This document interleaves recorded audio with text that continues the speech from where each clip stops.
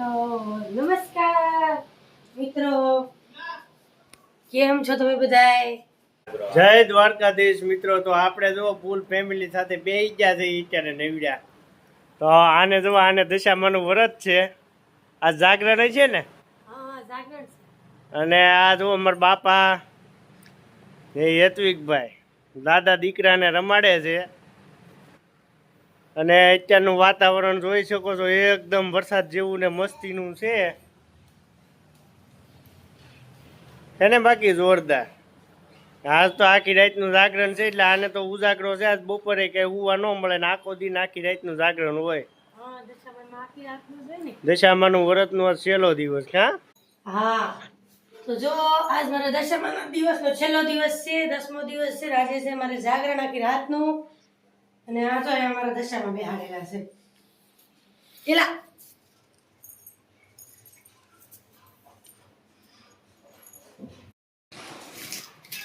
Light ઉપર લેવી જોઈએ. અમારા બાપા ચડે છે હવે નળિયા ચડાવવા. તો આ બે ટેબલ ગોઠવી દીધી ને આગળ ચડી જાય નળિયા ઉપર. ટેબલ પકડી હાલો ચડી જાઓ.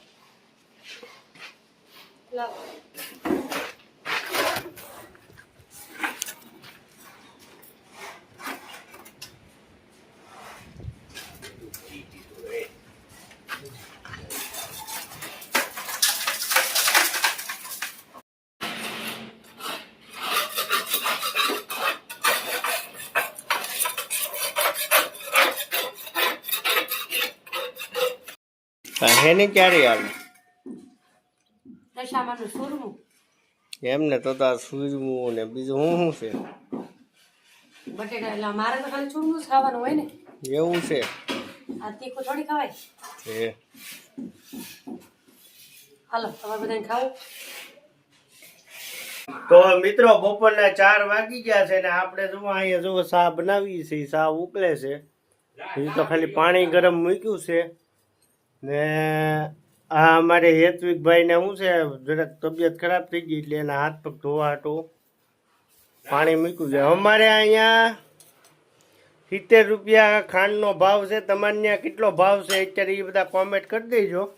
તો જો મિત્રો 4 વાગી ગયા છે. મારા સસરાને 4 વાગે એટલે ચા જોવે. તો જો આપણે મસ્ત મજાની આદુવાળી ચા બનાવીએ છીએ. કોને ટેવ છે 4 વાગે ચા પીવાની, જરા કોમેન્ટ કરજો. 3:45 વાગી ગયા છે. હવે ચાનો ટાઈમ થયો છે. આગળ ચા બને છે, પછી આપણે ચા પીએ.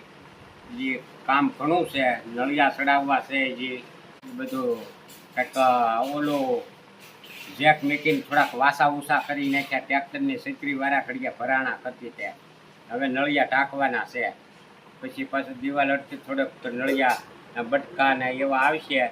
એ માપે માપે કાપીને ફિટ કરી અને સિમેન્ટનો રેણ પાઈ દેવો, જેથી કરીને પાણી અંદર આવીએ કે નહીં.